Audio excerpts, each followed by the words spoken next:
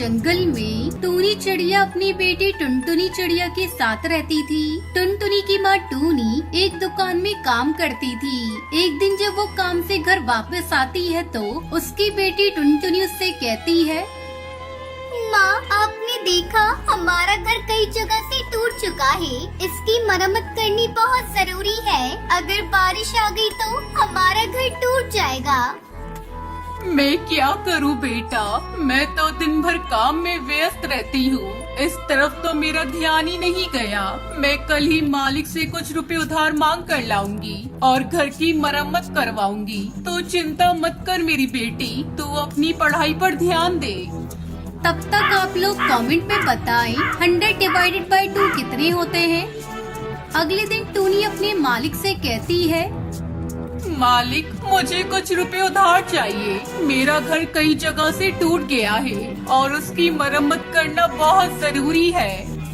क्या उधार? मेरी दुकान पर उधार ना ग्राहक के लिए है, ना तुम्हारे लिए, समझी? आगे से पैसे मांगने से पहले दूसरी नौकरी ढूंढ लेना। अब मैं क्या करूं? ये भुल्ला चील तो मुझे पैसे नहीं देगा। मैं कैसे अपने घर की मरम्मत करूं? ऐसा सोचते हुए टूनी शाम को घर लौट रही थी। तभी रात में तेज बारिश शुरू हो जाती है। हाय राम, ये बारिश तो अभी से शुरू हो गई। मेरी टुनटुनी घर में अकेली है। मुझे और तेज उड़ना होगा। कहीं मेरा घर टूट गया तो, उसे कुछ हो गया तो मैं क्या करूँगी? टूनी माँ तेज तेज उड़कर घर पहुँचती है तो वो देखती है कि उसका घर पूरी तरह से टूट चुका था। मम्मा देखो ना, अपना घर टूट गया। मैंने तो पहले ही आपको बताया था। अब हम बारिश में किसके यहाँ मदद मांगने जाएं? तू तो जानती है बेटा, मैं कितनी मुश्किल से घर चलाती हूँ। आज मैंने जब मालिक से पैसे मांगे तो उन्होंने मना कर दिया। माँ, चलो ना, बारिश रुकने तक कालू अंकल के घर चलते हैं। टूनी और टुनटुनी दोनों कालू के घर जाती हैं। उसका दरवाजा खटखटाती हैं। कालू भैया, ओ कालू भैया, दरवाजा खोलो। मेरा घर इस बारिश में टूट गया है, हमारी मदद करो। बारिश में मैं अपना दरवाजा नहीं खोलूंगा। तुम कहीं और जाओ, मेरा घर भी मजबूत नहीं है। तुम सबका वजन नहीं उठा पाएगा। कालू को अपना दरवाजा नहीं खोलता। बारिश में दोनों माँ बेटी भीग रही थी। माँ, बारिश बहुत तेज है। उस पेड़ की डाल की आड़ में हम छुप जाते हैं। दोनों माँ बेटी पेड़ की आड़ में बारिश से बचने लगती है। कुछ देर बाद बारिश रुक जाती है। माँ, बारिश तो रुक गई। चलो चलकर हम अपना घर बनाते हैं। तुझे तो पता है बेटा, मेरे पास तो पैसे नहीं है। मैं कैसे अपना घर बनाऊंगी? बिना पैसों के घर बनाना बहुत मुश्किल है। अब वो जमाना नहीं रहा जो तिनके बीने घोंसला बना लिया। माँ, अपना घर बिना पैसों से बनेगा। देख रही हो, सामने हरी हरी घास फूस पड़ी हुई है। हम अपना घर इन्हीं हरी हरी घास से बनाएंगे। टूनी को अपनी बेटी का आइडिया अच्छा लगता है। वो अपनी बेटी के साथ मिलकर घास से घर बनाती है।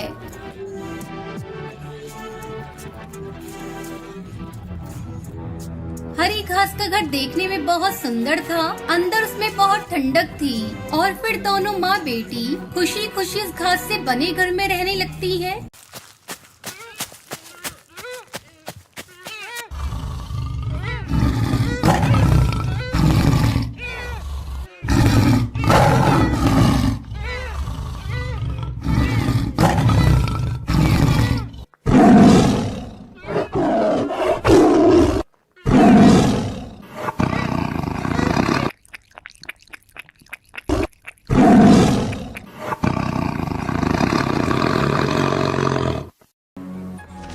एक जंगल में टुनटुनी चिड़िया अपने 2 बच्चों के साथ रहती थी। उसका पति कालू कौआ अपने खेत में आम की खेती करता था। आम बेचकर उसे अच्छी कमाई हो जाती थी, जिससे उसका पूरा परिवार खुशी से अपना जीवन बिता रहा था। एक दिन टुनटुनी अपने पति से कहती है, अरे पिंकी के बापू, मैं सोच रही थी इस बार नए साल पे अपने बच्चों को लेकर कहीं बाहर घुमाने चलते हैं। हाँ पिताजी, मेरी सारी सहेलियाँ नए साल की पार्टी मनाने शहर जा रही हैं। आप भी हम लोगों को लेकर शहर चलिए ना। नहीं बेटा, तुम्हें पता है ना, शहर में महामारी फिर से फैलने लगी है। ऐसे में पार्टी करना ठीक नहीं। ऐसा करो, तुम लोग इस साल घर में रहकर ही नया साल मना लेना। तब तक आप लोग कमेंट पे बताएं 56 into 6 कितने होते हैं। कुछ दिन इसी तरह बीत जाते हैं। एक दिन कालू जब अपने खेत पर आम को तोड़ने के लिए जाता है तो देखता है कि उसकी सारी फसल बर्बाद हो चुकी थी। वो दुखी होकर घर लौटता है। उसे दुखी देखकर उसकी बेटी पूछती है, क्या बात है पिताजी, आज आप बहुत उदास लग रहे हैं। आज आप हमारे लिए मिठाइयाँ भी नहीं लाए। हाँ जी, आज ऐसी कौन सी बात हो गई? पहले कभी आपको इतना उदास और दुखी नहीं देखा। क्या बताऊं पिंकी की माँ, पता नहीं कैसे सारी फसल एक ही रात में बर्बाद हो गई। अगर मैं फसल को बाजार में नहीं बेचूंगा तो पैसे घर कैसे आएंगे? मैं अपने बच्चों के लिए कहाँ से नए साल का तोहफा ला कर दूंगा। आप चिंता क्यों करते हो जी? हम कल ही अपने खेत में जाकर सारे खराब पेड़ों को हटाकर उसकी जगह नए आम के पेड़ को लगाएंगे। जहाँ तक बच्चों की बात है तो हमारे दोनों बच्चे बहुत ही समझदार हैं। वो उपहार के लिए जिद नहीं करेंगे। अगले दिन कालू और टुनटुनी खेत पर जाकर खेत से सारे खराब पौधे उखाड़ रहे थे। तभी उन्हें पौधों के बीच में एक पक्षी कराहता हुआ मिला। अजी सुनते हो जी, जल्दी इधर आओ। ये देखो, यहाँ एक पक्षी घायल पड़ा है, लेकिन अभी भी उसकी सांसें चल रही है। कालू और टुनटुनी दोनों उस पक्षी की देखभाल करने लगते हैं। थोड़ी देर बाद उस पक्षी की हालत में कुछ सुधार होता है और वो पक्षी एक परी में बदल जाती है। आप लोगों ने मेरी जान बचाई है। मैं अपने दुश्मनों से बचने के लिए आपके खेत में गई थी, लेकिन उन्होंने मुझे ढूंढकर मुझे घायल कर दिया। अगर आपने मेरी जान नहीं बचाई होती तो पता नहीं मैं कब तक यहाँ पड़ी रहती और मेरी मौत हो जाती। मेरे दुश्मनों ने मुझे ढूंढने के लिए आपका सारा आम का बगीचा बर्बाद कर दिया। आपने मेरी जान बचाई है, इसके लिए मैं आप लोगों को कुछ देना चाहती हूँ। ये लीजिए, मैं आपको आम के कुछ जादुई बीज दे रही हूँ, जिसे अपने खेत में डाल देना।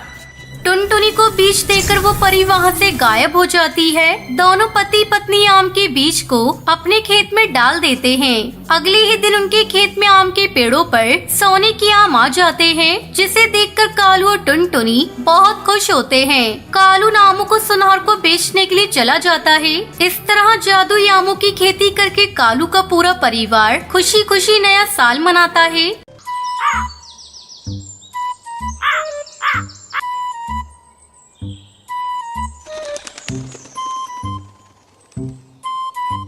शिमला के जंगल में चमेली कौवी अपने पति कड़कनाथ और बेटे कालू कौवे के साथ रहती थी। चमेली कौवी का पति टैक्सी चलाता था। एक दिन उसकी टैक्सी का एक्सीडेंट हो जाता है और चमेली के पति की मौत हो जाती है। कड़कनाथ की मौत के बाद चमेली कौवी के लिए घर चलाना बहुत मुश्किल हो गया था। तब उसने अपने बेटे कालू कौवे को एक होटल में नौकरी दिलवा दी। इस तरह कई साल गुजर गए। अब कालू कौवा बड़ा हो चुका था। एक दिन चमेली कौवी भोजन देती हुई कहती है, बेटा, मैं बूढ़ी हो चुकी हूँ। जिंदगी कब साथ छोड़ दे कुछ पता नहीं। मुझे रात दिन तेरी चिंता सताती रहती है। मेरे मरने के बाद तेरा क्या होगा? माँ, तुम ऐसी बातें क्यों कर रही हो? तुम्हें तो अभी बहुत जीना है।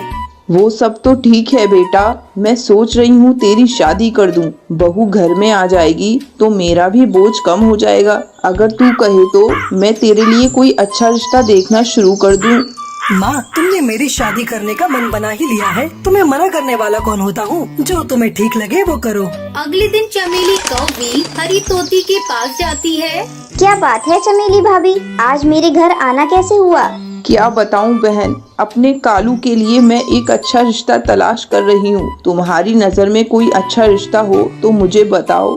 ये बात आपने बहुत अच्छी कही भाभी। ये देखो, कल ही एक चिड़िया की फोटो आई है, टुनटुनी नाम है। इसके साथ तुम्हारे बेटे की जोड़ी बहुत अच्छी रहेगी। बस एक ही कमी है, तुम्हें दहेज में कुछ भी नहीं मिलेगा। हरी तोती, मुझे अपने बेटे का घर बसाना है, मुझे दहेज नहीं चाहिए। जल्द ही टुनटुनी चिड़िया और कालू कौवे की शादी हो जाती है। टुनटुनी चिड़िया खुशी खुशी अपने ससुराल आ जाती है और अपनी सास और पति की सेवा में सारा समय लगा देती है। बहू, थोड़ा अपने ऊपर भी ध्यान दिया कर। दिन भर मेरी और कालू की सेवा करती रहती है। मैं तुमसे बहुत खुश हूँ। इसी तरह समय गुजरने लगता है। टुनटुनी चिड़िया एक बच्ची की माँ बन जाती है। घर में खुशियों का माहौल था। अचानक एक दिन कालू की होटल का मालिक होटल को बंद कर देता है।